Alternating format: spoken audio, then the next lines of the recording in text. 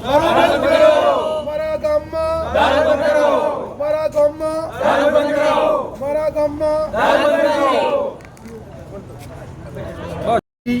ગગાજી ઠાકોર, હું આજે પોલીસ સ્ટેશનમાં બધા ગામના આગેવાનો અને ગામજનો બધાએ ભેગા મળીને અમારા ગામમાં દારૂબંધી કરાવવા પોલીસ સ્ટેશનમાં જાણ કરવા અને મારું પ્રમાણપત્ર આપવા આવેલ છું.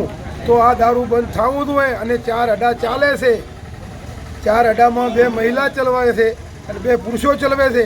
તે સરકારશ્રીને 2 હાથ જોડીને વિનંતી કરું છું કે આ દારૂના મારા ગામમાંથી મૂળિયો ઉખડી નાખવા જોઈએ, આવી હું અપીલ કરું છું.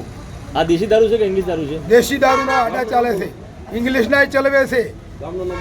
રવેલ ગામ ડાભી ગ્રામ પંચાયતના સદસ્ય તરીકે હું ફરજ બજાવી રહ્યો છું ને સ્ટેશન ઉપર મારું કારખાનું છે. વતન મારું રવેલ જૂના છે. પણ આજે ગ્રામજનોએ મળી અને એક વાત અમે નક્કી કરી છે કે અમારા ગામની અંદર અવારનવાર 12 ગામથી પણ દારૂ પીવા માટે આવતા હોય છે. વારંવાર દારૂ ખૂણા ખચકા ઉપર ગમે તે પણ અવાવરૂ જગ્યા ઉપર દારૂનું વિતરણ થઈ રહ્યું છે. એટલે એના લીધે ગામમાં ખોટી રીતે અસર પડે છે. બેન દીકરીઓને આવવું જવું હોય તો એમને બોલવામાં ભાન હોતી નથી, એમના કપડાનું પણ ભાન હોતું નથી. આવી રીતે ખોટી રીતે ખોટા માણસો દારૂ પી અને અવારનવાર હેરાનગતિ કરતા હોય છે. કોઈ પણ સારું કામ ચાલતું હોય તો એમાં પણ વિઘન લાવી શકતા હોય છે. મંદિરના સ્થળ ઉપર પણ મિટિંગો કરીને બેસી ગયેલા હોય છે. જ્યાં ત્યાં ઠેર ઠેર જ્યાં જોઈએ એમને કોથળી અને દારૂના કોટરીયા સિવાય બીજું કાંઈ નજરમાં જ અમને આવતું નથી.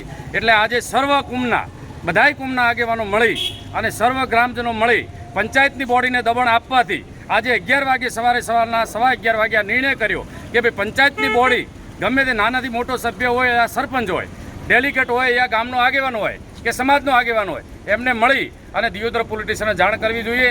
અમે અહીંયા બધાએ સર્વ ગ્રામજનો મળી અને અહીંયા અરજી લઈ અને સાહેબ જોડે આવ્યા હતા.